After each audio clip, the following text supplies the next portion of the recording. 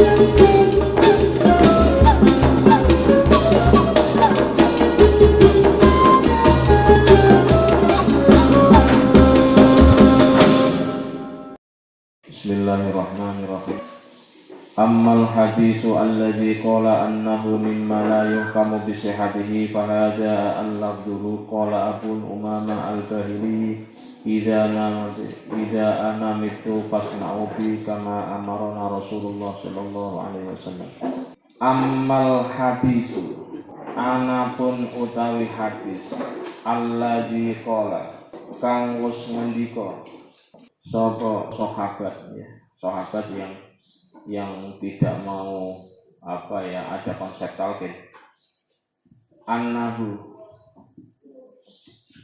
iku sak temene kelakuan, annahu ing sak temene kelakuan, mimma iku setengah saking suci-suci, termasuk sesuatu layuh kamu kang ora den hukumi bisih hadihi apa kelawan sae talqin.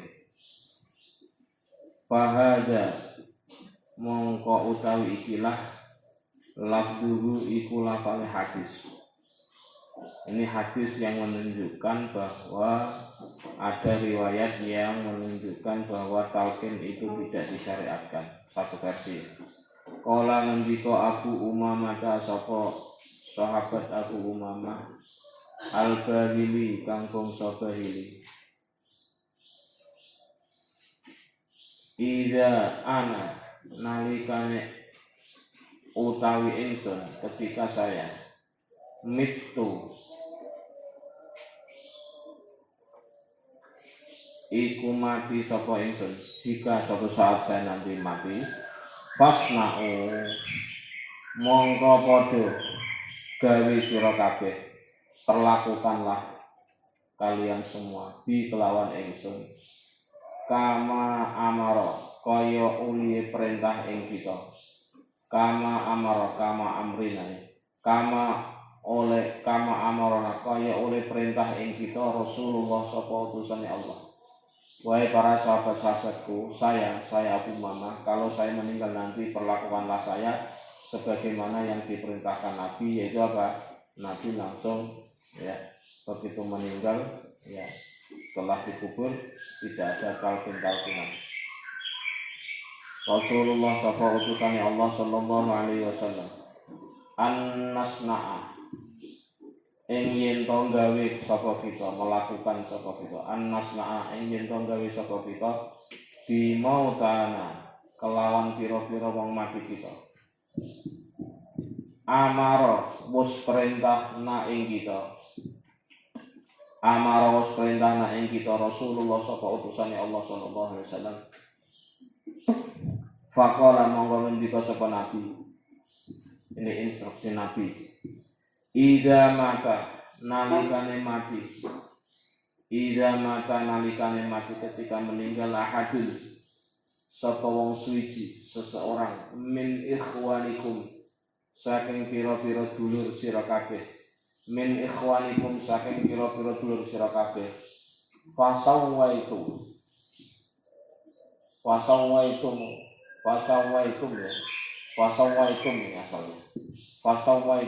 mongko ngratakan sira kabeh, ratakanlah. Fasawaitum mongko ngratakan sira kabeh at-turaba ing debu ala qabrihi ing atase kubure ahad. Jadi kalau kalian semua meninggal, maka kuburkanlah dengan cara tanahnya dibuat rata, tidak tidak gelembung sebagaimana kita lihat, diratakan. Ya rata tapi berjarak, maksudnya kayak bata itu, rata tapi berjarak, naik tapi rata, bukan gelembung juga. Falyakum monggo ngadeka, berdirilah ahadukum sapa salah sijine sira kabeh ala ra'si qabrihi ing atase ngarepe kuburane mayit. Ketika ada orang yang meninggal setelah dikubur dengan tanahnya diratakan, maka ada salah satu dari kalian duduk di depan kepala mayit itu. Summa liyaqul mongko ngucap sapa ahadukum, maka katakanlah ya fulanu ya fulanu ya fulanu bin fulanah, fulan bin fulan, bapak A bin bapak B, fa innahu mongko sak temene mayit yasma'u iku krungu sapa mayit hu ing kaul ing ucapan, wala yujibu lan ora bisa jawab sapa mayit.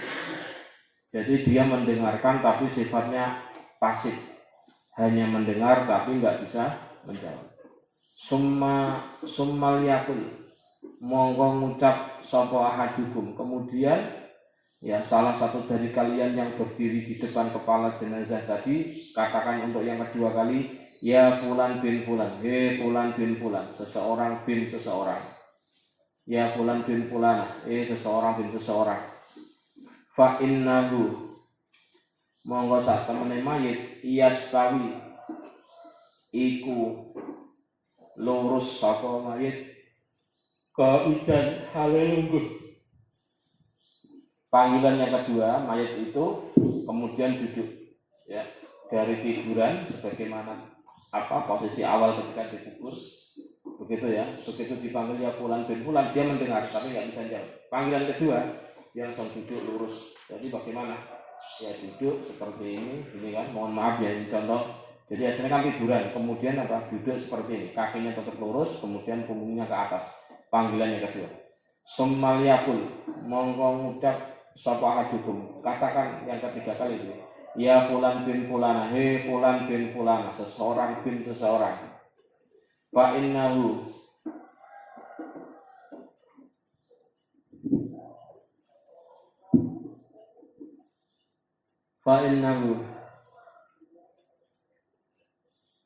monggo sak temene mayit ya kulo iku bakal ngucap sapa mayit arsyid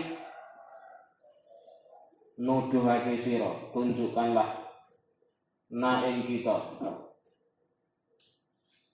yarhamu muga-muga melasi ka ing sira Allah sapa Allah. Walakin la tash'uruna, tetapi ini ora padha weruh sira kabeh.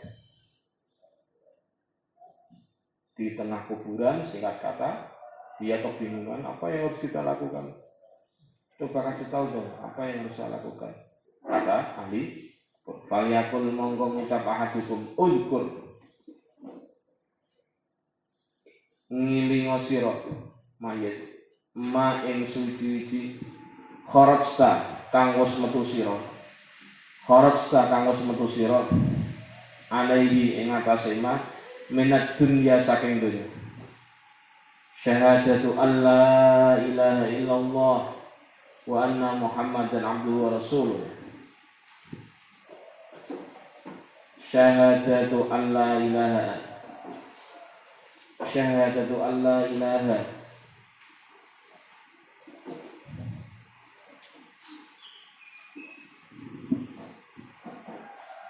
ia persaksian, syahadatuan ia persaksian sak temene suci-suci, la ilaha illa ma'budu bihaqqin, ora ana jenise perkara kang disembah kelawan hak iku maujud, illallahu angin Allah, kecuali Allah, wa anna Muhammadan lan sak temene Nabi Muhammad abduhu iku kaulane Allah, hamba Allah, wa rasuluhu lan utusane Allah. Nabi Muhammad itu statusnya dua, sebagai hamba dan sebagai utusan.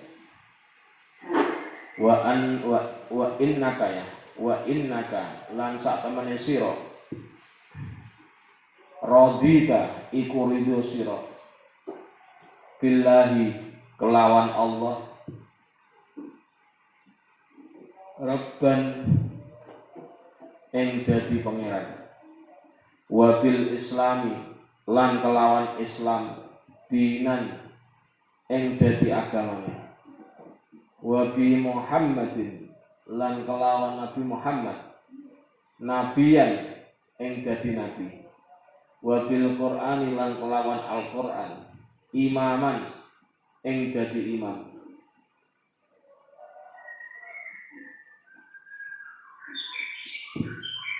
Titik. Sekarang dilanjutkan.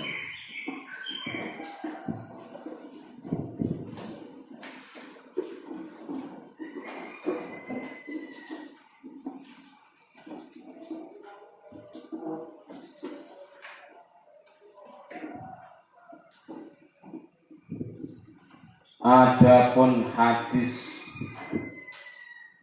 yang telah diucapkan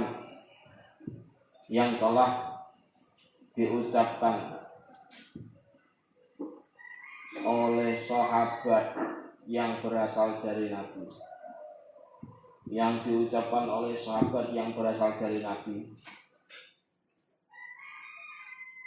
sekaligus hadis ini termasuk dalil yang menunjukkan tidak diberlakukan hukum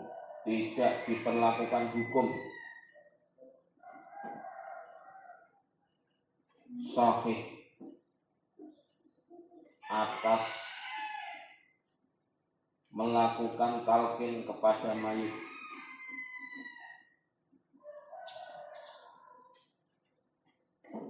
Berikut ini adalah lafaz hadisnya.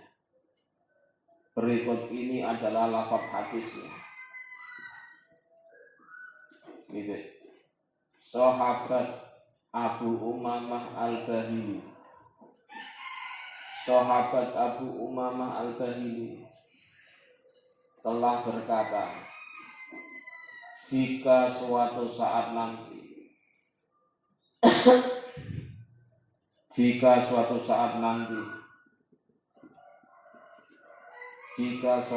nanti saya meninggal, maka perlakukanlah saya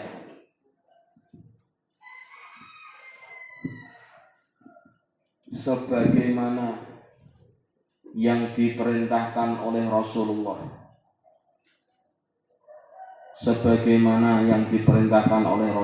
Sallallahu Alaihi Wasallam tentang perlakuan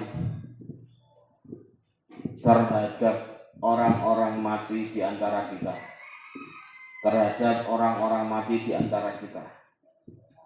yaitu bahwasanya Rasulullah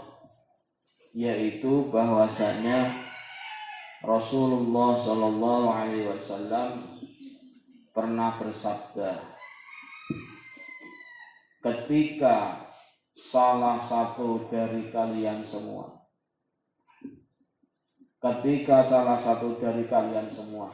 telah meninggal dunia, maka kuburkanlah dia.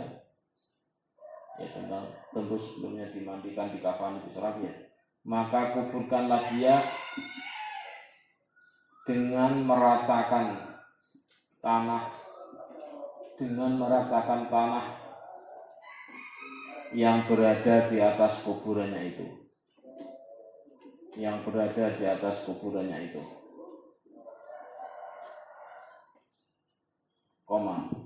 Hendaklah salah satu dari kalian berdiri di depan kepala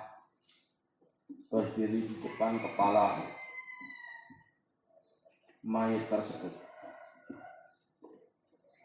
Kemudian salah seorang dari kalian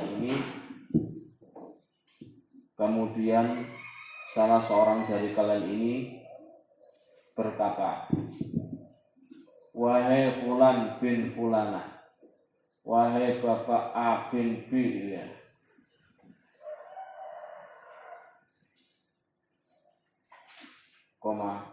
Maka sesungguhnya ucapan orang, maka sesungguhnya mayat tersebut mendengarkan ucapan tersebut, namun tidak bisa menjawab. Kemudian salah seorang dari kalian itu berkata lagi, tanda kutip, wahai fulan bin fulan,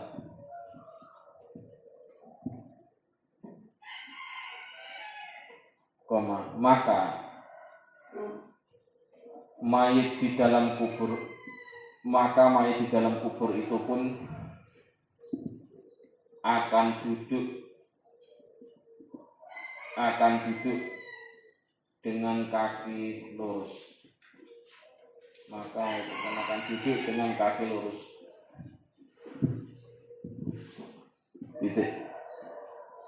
Kemudian salah satu dari kalian itu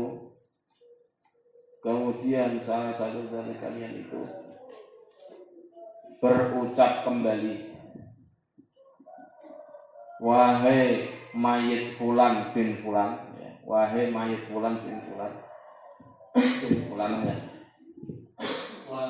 fulan bin fulanah.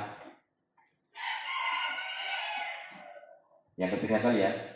Maka dengan ucapan ketiga kali ini,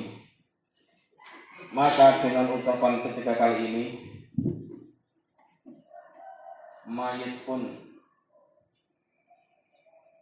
akan mengatakan, merespon. Maka mayit pun akan mengatakan atau merespon, tanda kutip, tunjukkanlah kepada kami,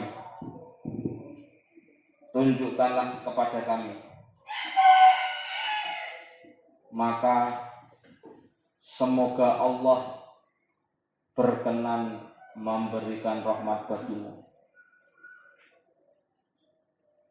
Maka semoga Allah memberikan rahmat kepadamu. Gitu. Ucapan yang disampaikan mayit ini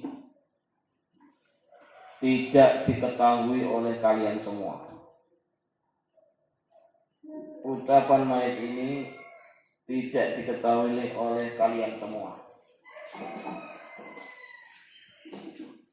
Jadi apa? Singkat kata, mayit setelah dikubur mereka kebingungan apa yang harus dilakukan karena dalam kegelapan. Gitu. Selanjutnya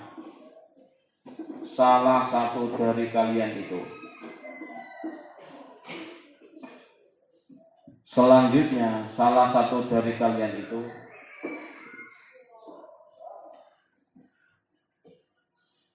mengingatkan kembali kepada mayit dengan mengatakan, tanda kutip, ingatlah wahai mayit, ingatlah wahai mayit tentang apa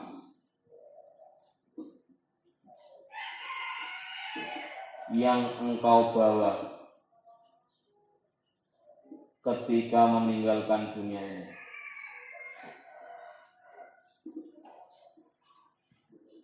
Yakni ingatlah yang kamu bawa itu adalah persaksian bahwasanya tidak ada sesuatu yang patut disembah dan diibadahi. Tidak ada sesuatu yang patut disembah dan diibadahi dengan benar. Tidak ada sesuatu yang patut disembah dan diibadahi dengan benar kecuali hanyalah Allah. Dan sesungguhnya Nabi Muhammad itu adalah hamba sekaligus utusan Allah.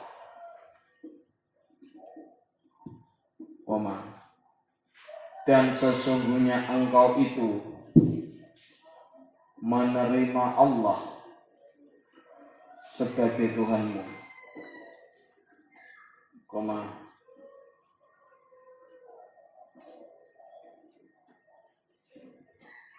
menerima Islam sebagai agamamu, menerima Islam sebagai agamamu, menerima Muhammad sebagai nabimu, menerima Muhammad sebagai nabimu, dan menjadikan Al-Quran sebagai panduanmu. Imam ini maknanya panduan. Dan menjadikan Al-Quran sebagai panduanmu. Berarti apa? Orang ketika sudah di dalam alam kubur berdasarkan riwayat ini kebingungan apa yang harus dilakukan karena dalam keadaan gelap gulita sendirian. Dan disitulah urgensinya kenapa ada orang disuruh untuk mentalkin atau nguruki, mengingatkan kembali. Kalau talkin secara bahasa adalah nguruk, ngajari. Ya. Fa inna mungkaron, sak temene malaikat mungkar, wa nakiron lan malaikat nakir, ya khudu. Iku bakal nyekel memegang kullu wahidin sapa saben-saben malaikat minhuma saking mungkar lan nakir biyadi sahibihi kelawan tangani wong kang duweni mati wa yaqulu lan ngucap sapa mungkar atau nakir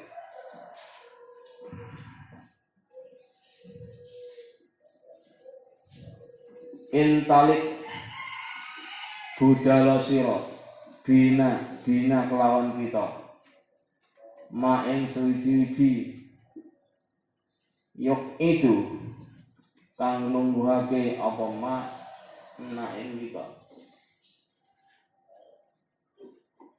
Faqala mongko ngendika berkata rajulun sapa wong lanang ya Rasulullah he utusane Allah fa inna arif ummahu senajan ora weruh ibune qala tansibu mbangsaake sira qala ngendika sapa nabi tansibu mbangsaake sira mbangsaake memasakkan engkau ila Hawa maring Siti Hawa ya fulan bin Hawa fulan bin Hawa yaqulu ngendika Asy-Syaukani sapa Imam Asy-Syaukani dalam kitab Nailul Awtar qala ngendika Al-Hafidhu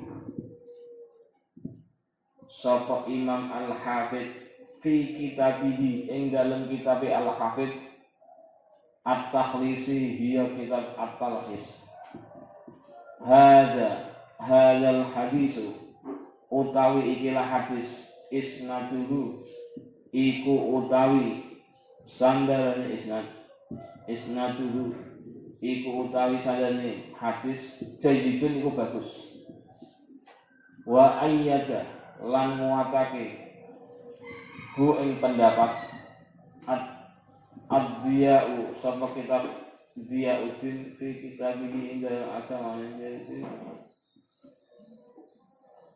wa ayyadalan nguatake ya hu ing hadis ad-diya'u sapa Imam ad-diya' fi kitabihi ing dalem kitab lorone ad-diya'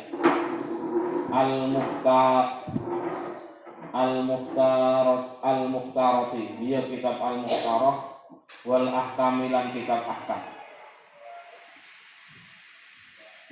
Aqulu ngucap sapa ingsun fafit talqini mongko iku ing dalem masalah talqin mayit fafit talqini mongko iku ing dalem masalah nalqin mayit khilafun utawi ana khilaf fikhiyun kang bangsa pemahaman bahwa mongko utawi masalah talqin mimma iku termasuk suwi-wiji termasuk sesuatu yang bagi kang sayukjo seharusnya ada mutabadil ingkari apa ora anane nglakoni ingkar ada mutabadil ingkari apa ora anane nglakoni ingkar bisya'nihi kelawan keadaane talqin balhad kasat juga balhad kasat juga balhad kasat juga kelawan sak temenane nentang wata'al dia lan kesisara min jarra'ihi saking masalah mayit. Jadi maksudnya gimana kesimpulannya? Masalah talqin mayit itu khilafiyah, nggak usah diperdapatkan dalam-dalam, nggak usah diseriusin. Artinya apa? Ini bisa mengakibatkan energi kita habis hanya ngurusi khilafiyah. Ada yang lebih penting, kira-kira begitu. Yang monggo, yang mau, yang nggak mau juga monggo, silakan saja dikasih pilihan. Gitu ya, sekarang pilih. Di dalam kubur itu. Lanjut ya. Di dalam kubur itu selanjutnya malaikat mungkar dan nakir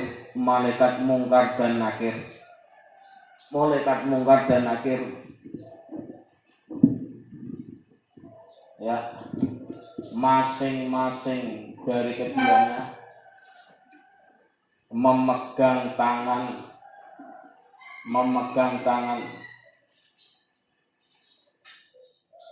mayit yang ada di kubur itu. Jadi malaikat kan dua kan, mungkar, nakir. Masing-masing malaikat itu megang tangani jenazah atau mayit. Ya, entah mangke sebelah kanan, nakir sebelah kiri, pokoknya dipegang tangannya. Terus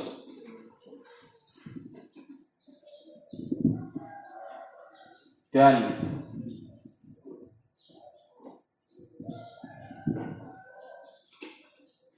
malaikat itu berkata, pergilah engkau bersama kami. Yo lunga karo aku yo. Malaikat mungkar karo ngajak mayit dengan apa? Digandeng dua malaikat tadi kanan kiri. Pergilah engkau bersama kami.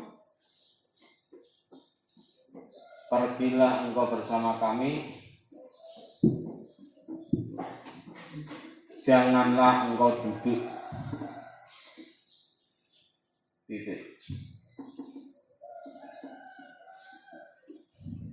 Kemudian salah seorang dari sahabat bertanya.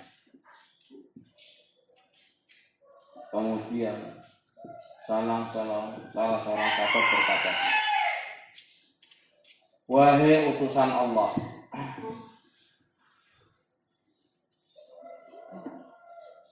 kami ini tidak mengetahui ibunya mayit. Kami ini tidak mengetahui ibunya mayit. Ya. Maka Nabi menjawab, ya, sandarkanlah orang itu kepada Siti Hawa. Jadi maksudnya dia, kalau ada orang meninggal tidak tahu bapak ibunya, itu kalau meninggal misalnya bapak A, Alek misalkan, bapak Alek binti Hawa, karena nggak tahu bapaknya, nggak tahu ibunya, bukan bin tapi binti di sini. binti Hawa. Terus kalau tansibuhu ilal Hawa berarti kan orang itu disandarkan kepada ibunya, yaitu yang melahirkan kan, karena yang melahirkan manusia pertama kali kan Siti Hawa, bukan Nabi Adam. Wahai fulan bin Hawa, wahai fulan bin Hawa, titik ganjalannya. Imam Asy-Syaukani berpendapat dengan mengutip pendapatnya Imam Al-Hafidz di dalam kitab At-Takhlisnya, bahwasanya hadis di atas sanadnya adalah sangat bagus.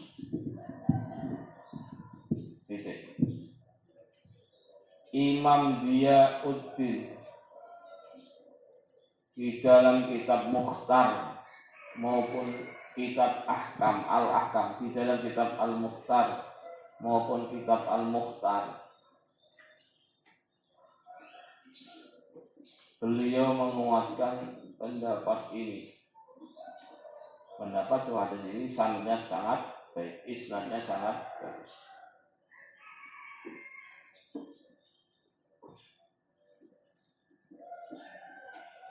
Saya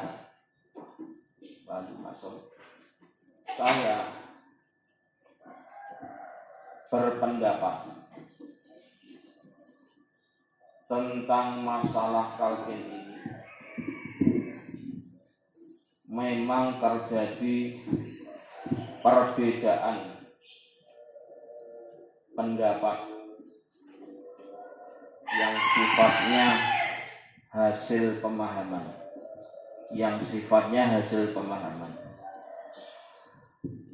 sehingga seyogyanya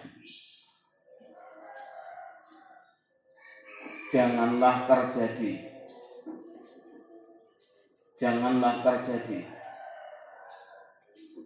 unsur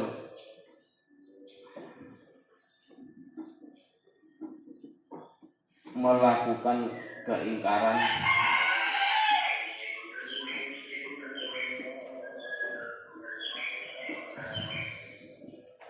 dengan sebenar-benarnya ingkar,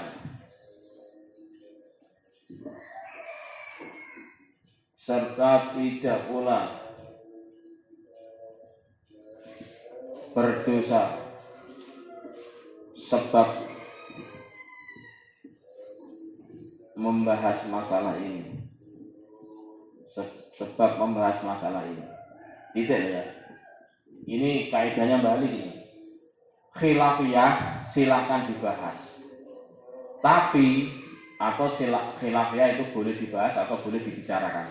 Tapi perpecahan sebab khilafiyah harus ditinggalkan.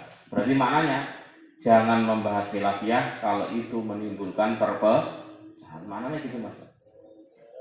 Jadi Mbah Ali ngasih catatan, ya memang kita punya pendapat, sana juga punya pendapat. Pendapat yang berbeda bukan untuk dibenturkan, bukan untuk diadu mana yang lebih kuat, tapi perbedaan itu untuk tidak menjadikan bahaya atau tidak menimbulkan kemudorotan. Itu maknanya itu. Terus ziyadatun minal fakiri, utawi iki kuna tambahan minal fakiri saking al-fakir ya. Ini As-Subki imam santrinya Mbah Ali yang memberikan catatan. Wa an Dzamrah bin Khubayb saking sahabat Dzamrah bin Khubayb radhiyallahu anhu, radhiya muga ridani Allah sapa Allah anhu saking Khubayb. Ahadit tabi'in, dia salah suwijine tabi'in. Kala hale ngendika sapa Khubayb, makanu kanu kala ngendika sapa Hubeb kanu ana para sahabat tahibuna iku padha demen sapa sahabat ida suwiya nalikane den rataake diratakan alal mayyiti ing atase mayit qabruhu apa kubure mayit. Jadi para sahabat itu menghukumi sunnah dalam penguburan itu tanahnya diratakan, tidak dibuat menggunung, tidak rata itu. Ya. Wan sorofa lan padha budal annasu sapa manusa anhu saking mayit.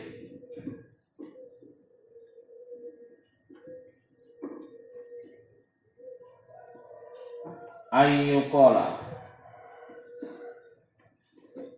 yen to ngucap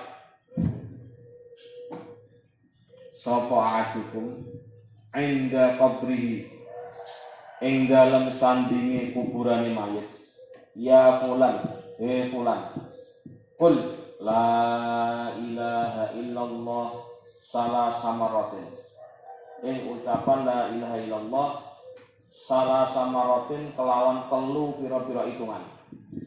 Jadi perintah talqinnya itu adalah dengan menyuruh membaca la ilaha illallah 3. Wahai bapak, sekarang bapak sudah di alam kubur. Bapak sekarang sudah di alam kubur. Ingat Pak ya, kalimat yang harus dipegang terus adalah baca la ilaha illallah. Ulang lagi. La ilaha illallah, la ilaha illallah. Ini adalah kalimat yang kita bawa kemarin tadi ya, ketika kita pergi meninggalkan dunia. Mengingatkan, berarti apa? Talqin itu hakikatnya adalah mengingatkan untuk masalah tauhid kepada orang yang sudah meninggal. Di sini 3 kali. 3 kali dalam mengucap la ilaha illallah. Ya fulan, he fulan. Qul ngucap sira fulan. Rabbi utawi pangeran ingsun Tuhan saya Allahu iku Allah wadi utawi agamane ingsun wadi utawi agamane ingsun al islamu iku Islam wa nabi utawi nabi ingsun Muhammadun iku Nabi Muhammad sallallahu alaihi wasallam. Rawang riwayatake ing hadis Sa'id bin Mansurin sapa sahabat Sa'id bin Mansur. Rawang riwayatake ing hadis Sa'id bin Mansurin sapa sahabat Sa'id. Mauqufan kelawan hadis mauquf. Walid Tabrani lan kedua Imam Tabrani.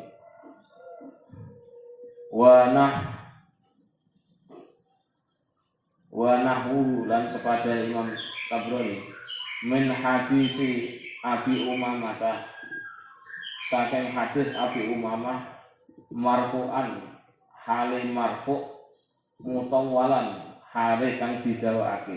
Redaksinya panjang kalau mau berbicara tentang masalah talqin, masalah doa kepada Nabi gitu ya. Maaf ya, doa kepada Allah dengan mengucapkan nama Nabi ya, tadi kan la ilaha illallah Muhammadur Rasulullah ya, wa dini Islam begitu ya, wa raditu billahi rabba wa bil islami dina. Terus ada tambahan dari Al-Fakir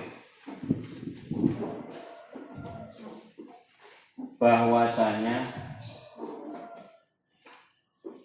terdapat riwayat dari sahabat Damrah bin Khubayb radhiyallahu anhu yang menjadi salah seorang tabi'in. Beliau berkata,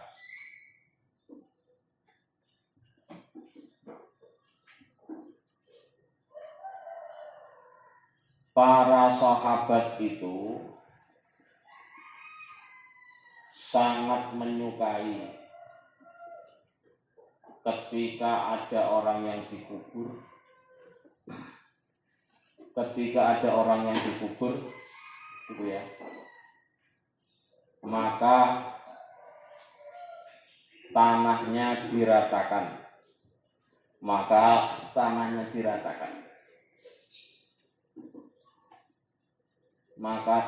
diratakan di atas kuburannya. Dan ketika orang-orang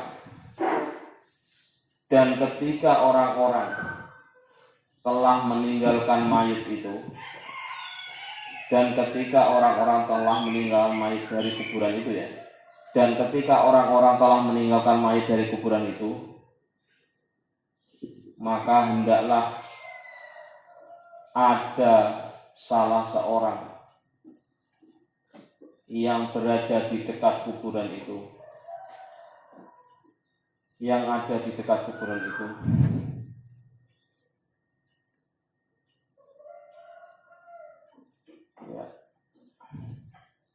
mentalkin dengan mengatakan, wahai mayit fulan, ucapkanlah la ilaha illallah sebanyak 3 kali. Ucapkanlah la ilaha illallah sebanyak 3 kali. Wahai mayit fulan, ucapkanlah, tanda kutip, Tuhanku itu Allah, Rabbi Allah, Tuhanku itu Allah, agama saya itu adalah Islam, agama saya itu adalah agama Islam, dan Nabi saya adalah Nabi Muhammad sallallahu alaihi wasallam, dan Nabi saya adalah Nabi Muhammad sallallahu alaihi wasallam. Hadis ini diriwayatkan pula oleh sahabat Sa'id ibnu Mansur, dengan status hadis mauquf. Namun Imam At-Tabrani menganggap hadis ini marfu', yang panjang.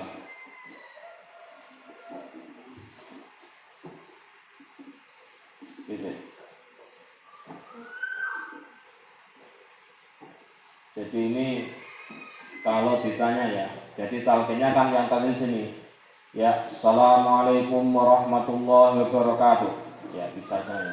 Wahai Bapak A bin Fulanah, kalau nggak tahu ibunya, nggak tahu bapaknya. Kalau tahu ya, wahai Bapak A bin B. Sebentar lagi ada 2 malaikat, yakni Mungkar Nakir, yang akan mendatangi kalian, yang akan mendatangi engkau. Mereka akan memegangi kedua tanganmu, malaikat Mungkar kanan, Nakir kiri. Jangan takut, malaikat itu adalah hamba Allah sebagaimana kita juga hamba Allah. Ketika malaikat Mungkar Nakir itu bertanya, man rabbuka, jawablah Rabbi Allah. Ketika malaikat itu bertanya, siapa Tuhanmu, jawablah Tuhanku adalah Allah. Ini yang terjadi di daerah kita itu dibuat bahasa dialog. Kalau riwayatnya enggak, Mas, hanya mengatakan Salman, wahai Bapak A dan B, ucapkanlah la ilaha illallah 3 kali. Yang namanya talqin itu nguruk atau ngajari. Ngajari apa? Meskipun kalimat ini sudah pernah diucapkan di dunia, karena kehidupan baru di dalam alam kubur itu sangat menakutkan, sehingga dimungkinkan orang itu ketakutan sebagaimana di depan itu, sehingga tidak tahu apa yang dikerjakan, apa yang diucap. Di titik itulah kita punya kesempatan untuk membantu dengan cara ngurui talqin, dengan mengucapkan Bapak A bin B, ucapkanlah la ilaha illallah 3 kali. La ilaha 3 kali, Pak ya. Kayak ngomong kayak radio. Ingat ya, mereka yang di dalam kubur itu dengar dan tahu kita yang ngurui. Cuma kita yang nggak dengar. Itu konsepnya. Ya, terus aslinya kalau di sini Pak A bin B ucapkan Rabbi Allah, Tuhanku adalah Allah, agamaku adalah Islam, nabiku adalah Nabi Muhammad. 3 ya. Ini riwayat ini. Nah, di Indonesia, di daerah kita dibuat bahasa dialog. Jika kamu ditanya apa agamamu, jawab dini al-Islam, agama saya Islam. Dan jika engkau ditanya siapa nabimu, jawab saja, nabiku adalah Nabi Muhammad. Sekarang pertanyaannya, kalau materi talqin seperti ini, mungkin nggak berlaku sama Kanjeng Nabi. Siapa nama nabimu? Padahal Nabi Muhammad. Itu mungkin tuh. Masa Nabi Muhammad ditanya, wahai Muhammad, siapa nabimu? Ya aku dewek, itu kan nggak mungkin. Maka kita bisa paham kenapa sebagian sahabat nggak mau talqin, karena Nabi sendiri nggak pernah ditalqin. Materi talqin seperti ini masa berlaku sama Nabi. Ini yang menjadi persoalan. Jadi kesimpulannya adalah talqin itu kalau riwayatnya tidak berupa bahasa dialog, tapi kalau dibuat dialog ya monggo saja. Intinya pesan sampai. Pesannya cuma 3. Siapa Tuhanmu? Terus apa agamamu? Dan 3, siapa nabimu? Wes. Orang takai. Ya, orang ditakai sapa imammu, ya, Al-Qur'an. Kalau ditambahi kan ada tambah tadi ya. Wabil Qur'ani imam. Kalau ditambahi 1. Ya, jadi riwayat ini terakhir hanya 3, tapi riwayat sebelumnya tadi ada 4. Jadi ulangi ya, kalau materi talqin itu ada 3 atau 4. Kalau 3 berarti siapa Tuhanmu, apa agamamu, siapa nabimu. 3. 4-nya tambahi apa yang menjadi imammu atau panduanmu. Jawabannya Al-Qur'an. Maknanya. Jadi kesimpulannya talqin itu lebih kepada mengingatkan ucapan penting yang menjadi materi dalam alam kubur. Itu ya. Jadi pastikan Anda ketika ziarah itu ya, itu kalau sendirian Mas Is, mohon maaf ziarah ke Bapak, itu Anda berada di sebelah mana? Sebelah timur apa sebelah barat kuburan? Sebelah barat. Sebelah utara apa selatan? Utara. Ngadep kemana? Ngadep ke timur, ngadepi kepala bapak pun maknanya.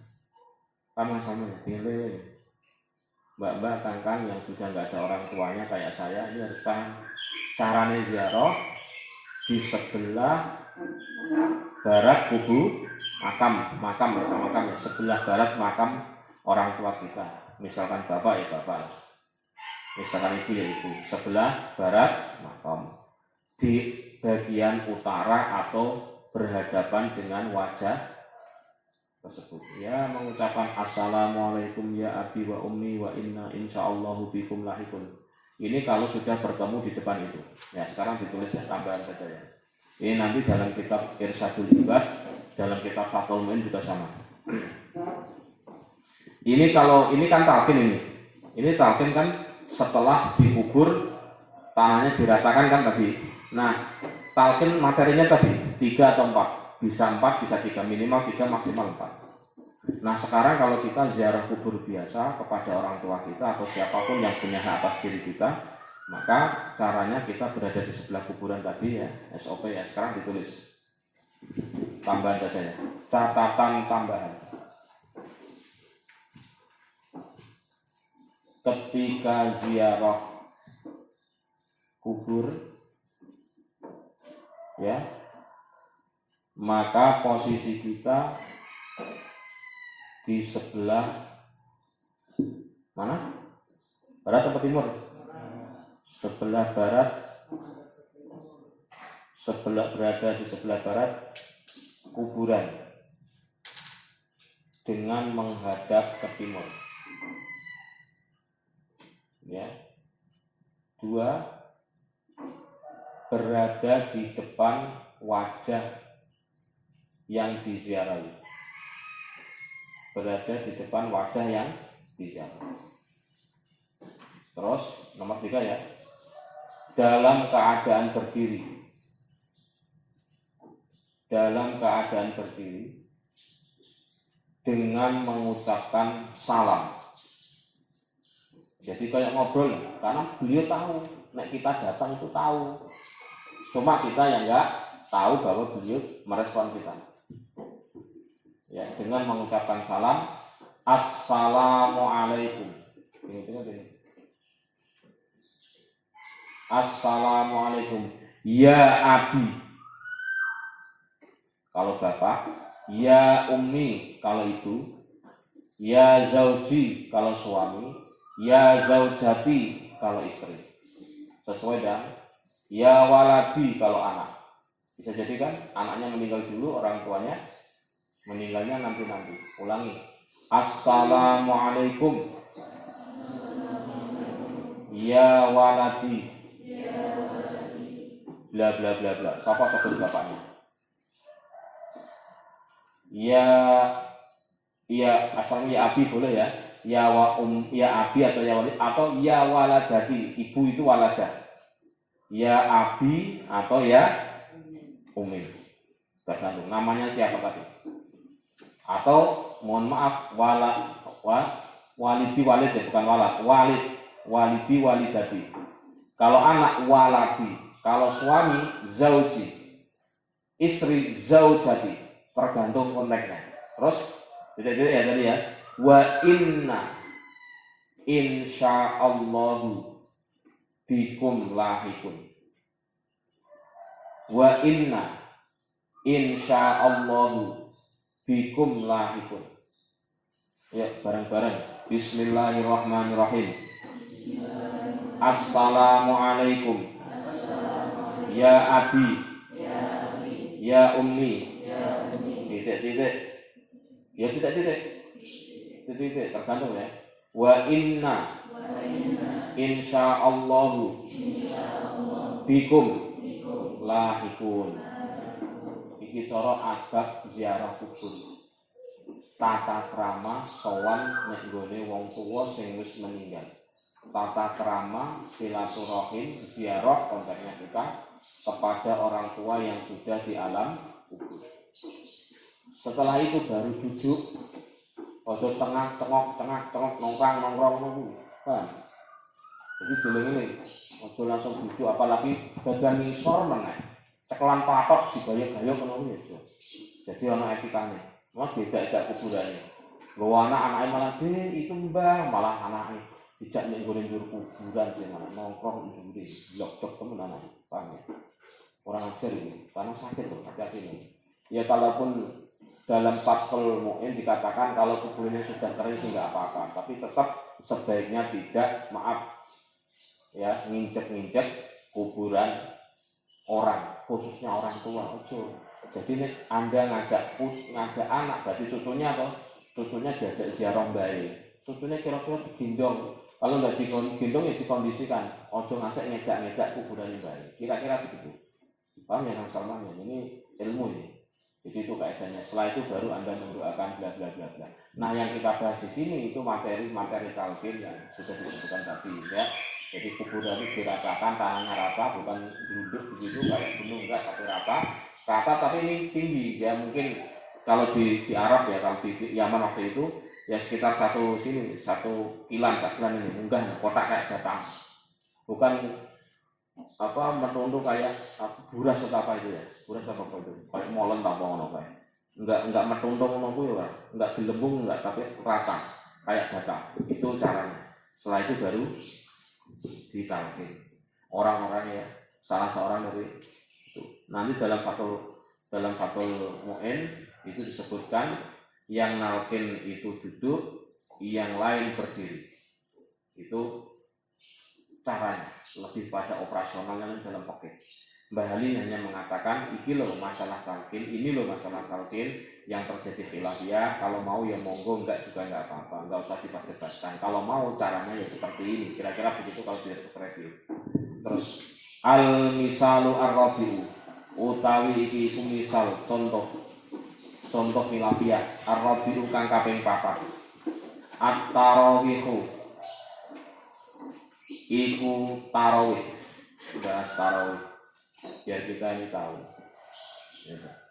ya mungkin sudah viral ya videonya Mbah Maimun Jibir Tarawih itu tidak ada zaman Nabi. Adanya tarawih atau penamaan tarawih itu zaman sahabat Umar. Jadi kalau kita ahlu sunnah tidak hanya mengikuti kanjeng Nabi tapi mengikuti sahabat, maka mestinya kita tarawihnya mengikuti tuntunannya sahabat Umar, yang tentu sahabat Umar tidak sembarangan karena sahabat Umar murid kanjeng Nabi. Jadi kalau Anda melakukan mari kita sholat tarawih 8, itu ya lucu. Karena apa? Nabi tidak pernah menamakan sholat tarawih 2. Yang kedua, mari kita jamaah tarawih. Nama jamaah tarawih itu sudah lucu. Karena apa? Nabi tidak pernah mengajarkan jamaah tarawih.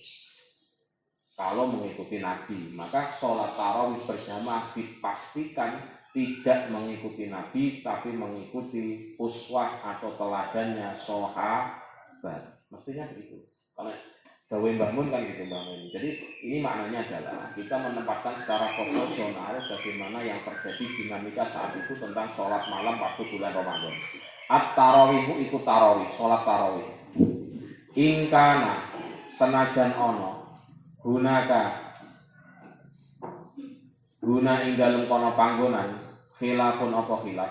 Fahuwa mongko utawi tarawih aidun halimaneh mimma iku termasuk suwi-wiji yang bagi kang sayokjo ada mutabadul ingkari apa ora anane terjadine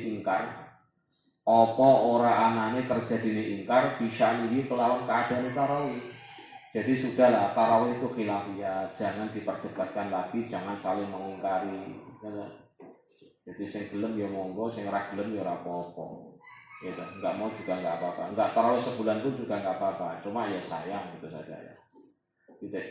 Wahia utawi tarawih indana mungguh kita nahnu iku utawi kita asy-syafi'iyatu iku madhab syafi'iyah.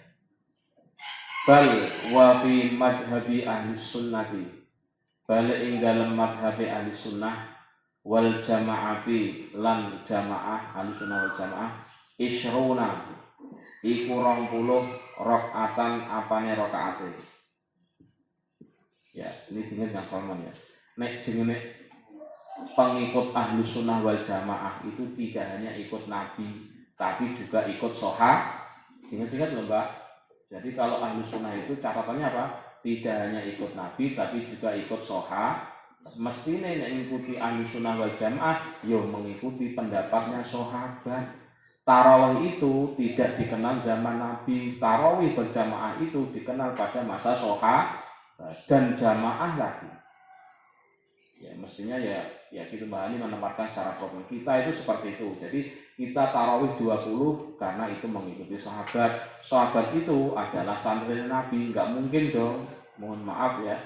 Beliau melakukan itu sembarang sakarpe dhewe. Wong muridnya Nabi ya. Murid terbaik itu muridnya kanjeng Nabi. Bukan kita yang sekarang ini. Maka orang sekarang kalau tidak mau mengikuti sahabat itu enggak lucu jadinya. Ya lucunya tadi menganggap lebih baik daripada sahabat. Karena kualitas sendiri jalan-jalan. Ya saya kira ini untuk menempatkan secara proporsional begitu. Wahia utawi tarawih sunnatu ainin iku sunat aini muakkadatun kang den kukuhake lirijali kedue pira-pira wong lanang wan nisa'i lan pira-pira wong wadon indal hanafiyati mungguh ulama Hanafiyah wasyafi'iyah lan ulama Syafi'iyah wal Hanabilati lan mungguh ulama Hanabilah wal Malikiyati lan ulama Malikiyah. Gitu ya. Ya kemarin saya ditanya, Pak, katanya perempuan itu utamanya sholat di rumah. Maaf ya, perempuan itu kalau sholat sunnah utamanya di rumah, nggak usah di masjid. Begitu ya. Ya bener tapi ora bener. Maksudnya bagaimana? Ngono ya ngono tapi ojo ngono. Kenapa? Sholat di masjid itu motifnya tidak hanya sekadar ibadah, tapi di situ ada syiar, ada ukhuwah.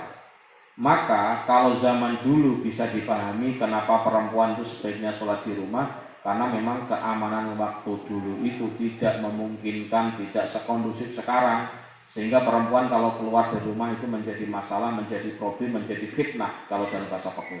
Nah sekarang ketika perempuan mohon maaf ya, keluar rumah tidak menjadi fitnah, ya monggo-monggo saja, ya baik-baik saja. Kita tarawih kan tidak hanya sekedar maaf, tidak hanya sekedar sholat kan, tidak hanya sekedar ibadah kan, tapi ada unsur syiar Islam, ada unsur silaturahim. Dan biasanya kalau sholat di rumah itu biasanya sholatnya nggak pakai semangat, nek ono koncone jadi semangat, bener nggak? Wong wedok iya lah. Mbak-mbak nek nali ngaji di rumah itu biasanya nggak semangat, tapi nek ono kancane tambah semangat.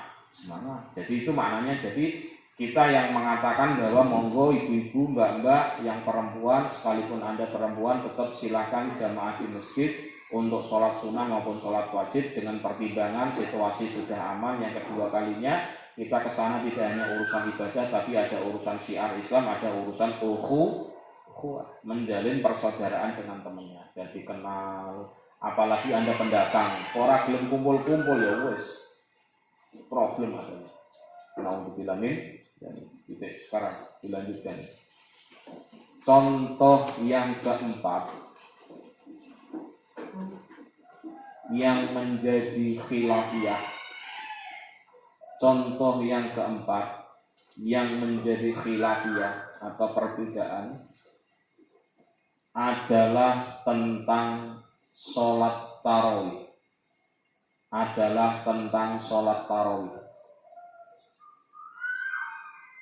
Sekalipun dalam masalah tarawih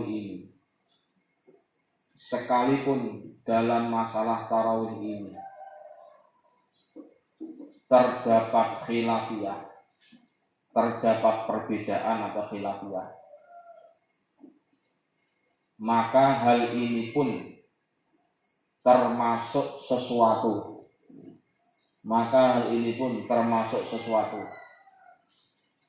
yang tidak boleh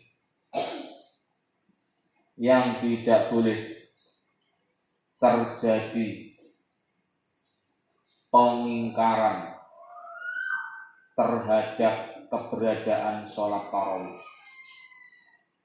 Ingat ya, kalau kembali kepada Quran hadis, ada enggak istilah tarawih? Tidak ada. Penamaan tarawih itu hanya ada setelah masa Khalifah Abu Bakar, sahabat Abu Bakar, sahabat Umar. Sahabat Abu Bakar sudah ada, deklarasinya ada jamaahnya sahabat Umar. Sehingga ini tentu maknanya adalah kita harus memahami bahwa tarawih itu ojo antipapi. Ya, mohon maaf ya. Pak, saya nggak mau tarawih, kenapa? Mau qiyamul lail. Ya silakan saja. Saya mengikuti sunnah Nabi. Sholatnya ya bisa lebih banyak, nggak terhitung, ya dan seterusnya. Jadi ini maksud saya, kita harus proporsional, bahwa kita meyakini bahwa sholat kita benar, tapi tetap tidak boleh merasa paling benar. Mentalitas ini sayangnya, ya teman sebelah kita nggak bisa seperti itu, kekeh salah, bahkan membid'ahkan. Parahnya kan gitu. Yang parah dalam bahal itu mencoba untuk menunjukkan masalah secara proporsional, sehingga kita ini meyakini kebenaran yang kita anggap benar, membenarkan apa yang kita lakukan dengan tidak menganggap paling sebenarnya itu yang mau diangkat oleh Bani. Ya, terus ya, bagi kami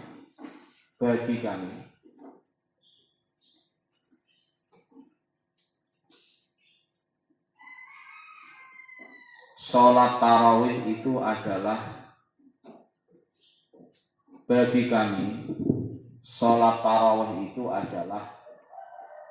amalan. Bagi kami sholat tarawih itu adalah amalan. Ya, sholat di bulan Ramadan yang mengikuti mazhab Syafi'i, bahkan mazhab Ahlus Sunnah wal Jamaah,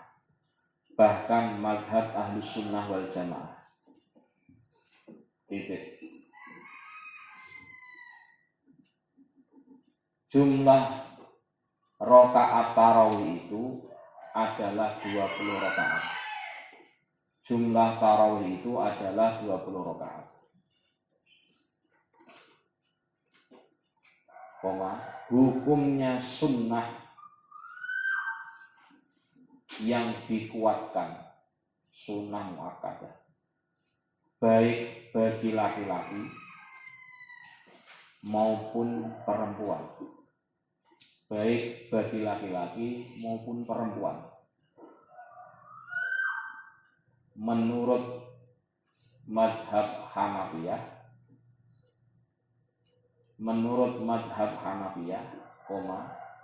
Syafi'iyah, Hambaliyah, dan Malikiyah. Gitu ya.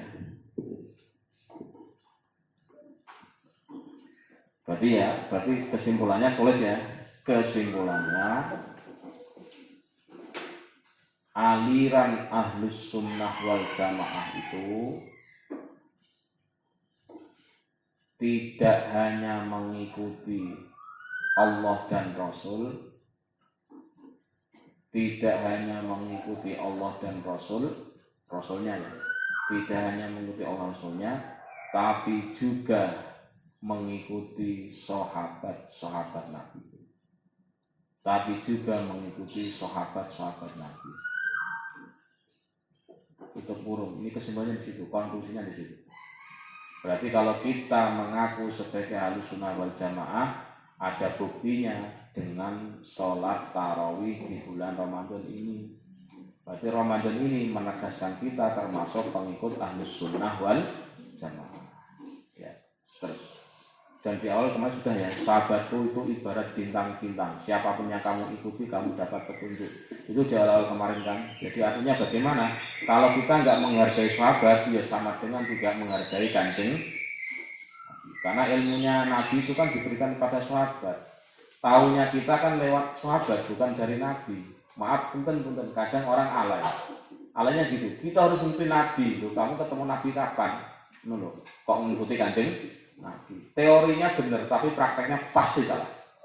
Karena orang nggak pernah ketemu Nabi kok ngaku seperti Kanjeng. Puasanya, sholatnya mungkin. Yang ada adalah sholat seperti yang diajarkan Nabi kepada para sahabat tabi'in baru kepada kita. Nah itu baru ilmiah. Teori ini benar, prakteknya benar itu.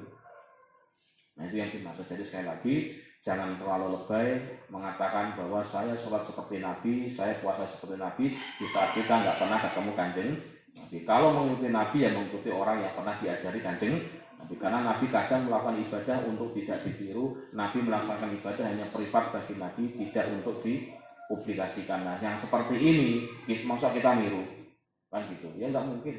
Yang diajarkan Nabi kepada sahabat itu adalah ajaran yang untuk diteruskan kepada kita. Kalau yang tidak diajarkan sahabat berarti khusus untuk Kanjeng Nabi. Nah ini yang seperti ini harus dijaga terus ya, sehingga kita nanti nggak terkecoh dimanapun, atau mbak-mbak ketika nanti sudah nikah, pindah daerah, pindah wilayah, punya prinsip begitu loh ya. Kalaupun kita ikut sholat 8 ya monggo, nggak apa-apa, nanti disempurnakan sendiri di rumah. Ya Pak, jamaahnya 8, nggak usah dicegat nggak apa-apa. Nah, kemudian di rumah nah kan kurang pokok. Namanya bermasyarakat kan ya seperti itu. Ya kadang sama, kadang enggak, sebenarnya saling menjaga. Dan ibu sholatnya berapa? Ya saya sholatnya ya 20. Di 8 mau nggak? Ya mau, nanti di rumah disempurnakan. Kan nggak ada masalah. Gitu loh. Jadi ini polemik yang kadang mohon maaf menjadi persoalan-persoalan. Jadi kesimpulannya sih, yuk kita pahami dengan apa yang kita lakukan berdasarkan ilmu, bukan berdasarkan emosi, bukan berdasarkan ikut-ikutan atau taklid buta, tapi berdasarkan pengetahuan. Jadi Mbah Hali mengajak kita untuk melakukan sesuatu berdasarkan ilmu, berdasarkan pengetahuan, dan tidak untuk terjadi percekcokan permasalahan. Wa tusannu lan den sunahake fiha ing dalem tarawih al jamaatu apa jamaah ainan kelawan nyoto dipublikasikan maksudnya. Ingat ya, kemarin yang sering saya sampaikan ketika ngaji tafsir ya, kalau sholat fardu itu syiar, maka harus di tempat terbuka kan. Tapi sholat sunnah itu harus privat dan tidak boleh dinampak. Kecuali sholat sunnah yang sifatnya jamaah. Contoh sholat id, contoh sholat tarawih. Meskipun itu sunnah, tapi kalau jamaah tetap disiarkan, dipublikasikan, dinampakkan terhadap orang banyak. Itu maknanya. Jadi tarawih itu ya tempatnya terbuka.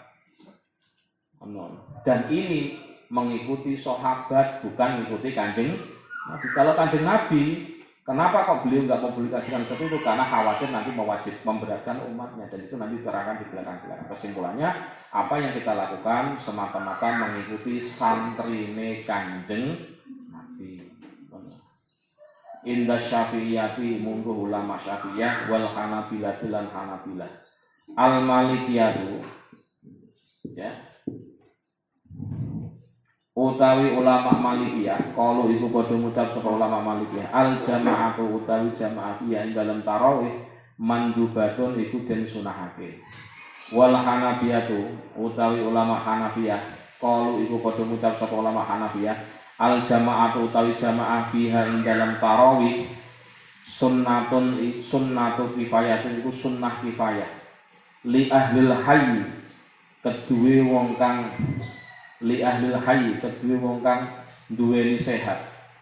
Sunnah kifayah itu maksudnya bagaimana? Sunnah yang dikerjakan sebagian, yang lain itu sudah nggak apa-apa dapat pahala. Misal di desa ada 100 orang, satu desa apa 100 orang.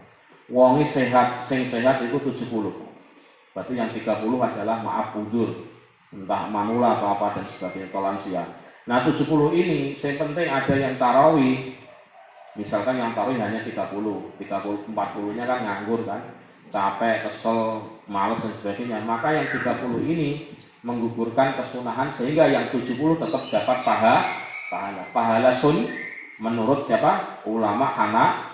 Itu namanya sunnah kifayah, ibadah sunnah yang didapatkan pahalanya sebab ada yang mengerjakan meskipun hanya sebagian.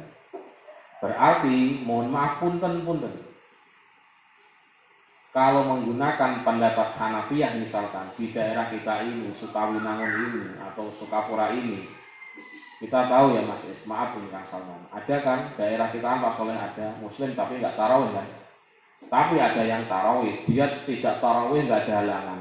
Ada yang tarawih memungkinkan tarawih dan dia sholat tarawih. Maka yang tidak sholat tarawih tetap dapat pahala sun, namanya sunnah kifayah seperti itu. Enak temen ya, kiraku ya nggak sholat tarawih dapat pahala tarawih. Salah, sing enak ya sing lakoni sholat. Karena apa? Kalau dia dapat pahala sebab pahala tarawih, dia hanya dapat pahalanya. Kalau kita yang sholat tarawih, dia dapat pahala ruku, dapat pahala sujud, dapat pahala berjalan, dapat pahala membaca Al-Quran, double. Ini hanya pahala sholatnya saja. Dari segi pahala sholatnya saja. Kalau kita yang melaksanakan, ya ada wudhu, ya toh, badan kepleset, kejedur, macam-macam lah, dan sebagainya. Ya itu dihitung semua. Berarti untung mana? Yang hanya dapat bonus sama yang dapat beneran, untung mana? Ya dapat yang beneran.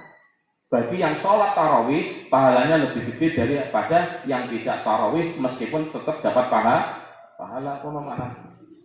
Ya terus menurut mazhab Hanafiyah. Falau koma mongko lamun jumenengake berdiri baduhum sapa sebagiane ahlul hayy wong kang sehat normal, ya sakoto mongko gugur atolab apa tuntutan tarawih, tuntutan sholat sunnah ya, atolab apa tuntutan tarawih anil bagina saking liyane. Kenapa sih sholat itu kok dibahasakan dengan koma? Ya, aki musola wa atus. Koma itu adalah simbol dari keadaan yang maksimal. Punten. Orang sama-sama bergerak Pak Lani. Bergerak dengan duduk bisa nggak? Bergerak dengan tidur bisa nggak? Tapi bergerak dengan berdiri itu adalah gerakan yang maksimal. Berarti kalau Allah mengatakan aqamus shalah, itu adalah perintah dengan ibadah yang maksimal. Itu maknanya. Berarti perintah sholat itu adalah perintah ibadah dengan cara yang maksimal. Ojo asal-asalan, maksudnya gitu. Berarti kalau sholat sunnah ini dibahas dalam mazhab Syafi'i termasuk dalam kitab Fathul Badiah. Sholat sunnah tarawih, nek sampai yang ngerti ilmu nih, ya iso dikek dolanan ini. Maksudnya dibuat santai, dibuat nyantai. Sholat tarawih kan sunnah. Boleh dengan duduk meskipun sehat, boleh. Maaf saja ya. Ya, dan ini pernah dilakukan oleh teman-teman banyak sekali. Ya dulu ketika kita tarawih di Kerapian berjam-jam tuh, tarawih podo maaf ya, dia mau berdiri tapi capek ngantuk dan kurang semangat. Ya karena sahur tempe ngopo, tangku lemes sampai itu. Apa yang terjadi? Sholat tarawih sambil duduk. Boleh nggak? Boleh nggak? Sah nggak? Sah. Tapi pahalanya dan itu tidak sesuai dengan filosofi sholat. Kenapa? Sholat itu perintahnya aqamus sholat, iqamatus. Iqamah itu adalah simbol ibadah dengan cara maksimal. Kenapa? Orang duduk, tidur itu bisa bergerak, bisa beribadah. Tapi beribadah dengan berdiri itu adalah gerakan yang dilakukan dengan penuh kesempurnaan, penuh dengan penuh dengan kemaksimalan. Orang mau berdiri gimana? Modal kaki nggak? Kaki kan. Orang berdiri modal apa? Keseimbangan. Orang berdiri modal apa itu? Uang sehat, iya kan? Makanya mohon maaf ini, perintah sholat itu tidak main-main.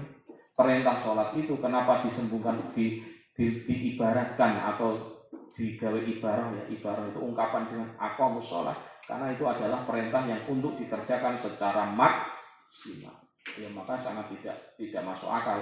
Kemarin fenomena di daerah Indramayu dan ini termasuk dibahas dalam MUI, sholat tarawih hanya 6 menit. Subhanallah, nggak tahu daerahnya Mbak Akun nanti ada. Oh daerahnya Mbak Iku siapa?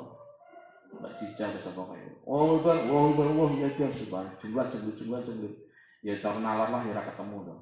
Ya memang itu berdiri, tapi berdirinya kayak main-main. Ya, jadi artinya ini harus dipahami dengan baik. Terus sekarang dilanjutkan yang terakhir.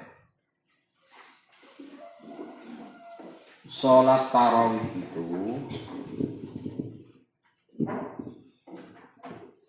tarawih itu dikerjakan secara berjamaah, dikerjakan secara jamaah, secara terbuka, dikerjakan berjamaah secara terbuka.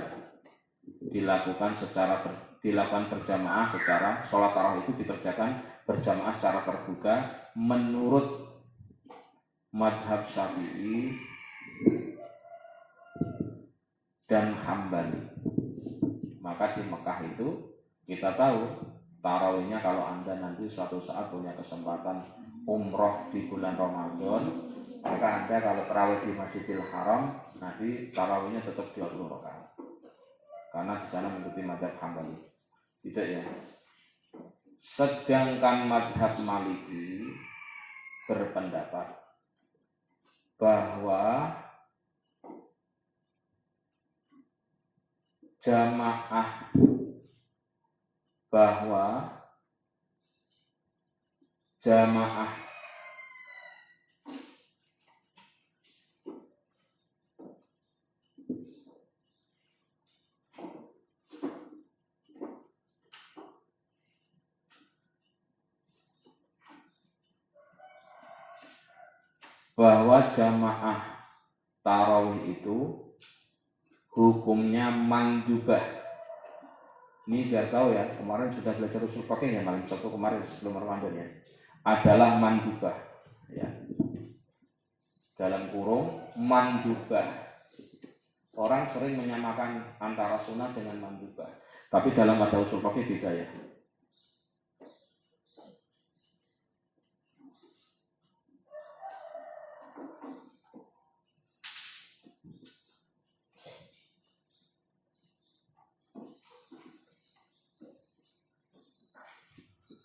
Mandubah yaitu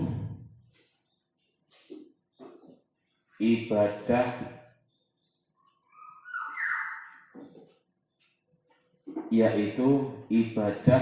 yang memiliki tambahan penekanan dalam perintah. Tambahan penekanan dalam perintah sekalipun di bawahnya wajib. Jadi maksudnya dia mazhab Malikiyah, ada Said Muhammad itu mazhabnya Maliki dan Syafi'iyah. Beliau bukan Syafi'i tapi Maliki. Said Muhammad yang Mekah gurunya ulama-ulama kita itu mazhabnya Maliki. Jadi kalau mandubah itu ada penekanan khusus, tidak hanya sekedar baik saja. Mandubah itu kan baik, perkara sing apik, perkara yang disukai. Tapi kalau sunnah itu perkara yang disukai kan, dapat pahala kan. Nah, tetapi kalau mandubah ada unsur penekanan ditambahi mana? Jadi tidak hanya sekedar baik, tapi baik sekali juga ya. Meskipun tidak sampai wajib. Itu pengertian ulama Malikiyah tentang status jamaah sholat tarawih. Berarti jamaah tarawih itu antara sunnah dan mandubah dibedakan. Nanti kalau kita ada kesempatan belajar usul fikih lagi ya ini, karena mohon maaf ya, usul fikih saya yang muqaronah 4 mazhab ini masih di Jogja yang untuk disertasi saya ini baca-baca yang masih dari Mbah Zainal ini yang usul fikih ini. Terus sedangkan menurut ulama Hanafiyah, ini biar tambah ilmu, biar tambah wawasan Pak Alam, sehingga kita bisa ngarang-ngarang. Nah, Mbah itu pengen jamaah tarawih tapi kakinya udah nggak kuat, pidin ya sudah Mbah, hanya sunat kok. Bukan gitu nak, Mbah kan nggak dapat pahala. Nah, nanti kasih tahu pengertian ini, nanti biar tenang Mbah itu. Ya, menurut ulama Hanafiyah, pelaksanaan sholat tarawih itu dengan cara berjamaah. Pelaksanaan sholat tarawih itu dengan cara berjamaah hukumnya adalah sunnah kifayah. Ada nama baru apa? Sunnah kifayah bagi orang-orang yang sehat. Sehingga jikalau saja sudah ada sebagian dari mereka, sehingga jikalau saja sudah ada di antara mereka yang mengerjakan, maka yang lainnya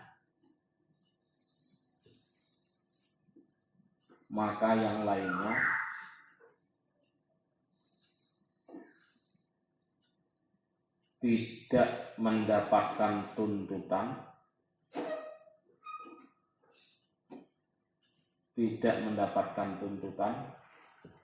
untuk mengerjakan, namun tetap dapat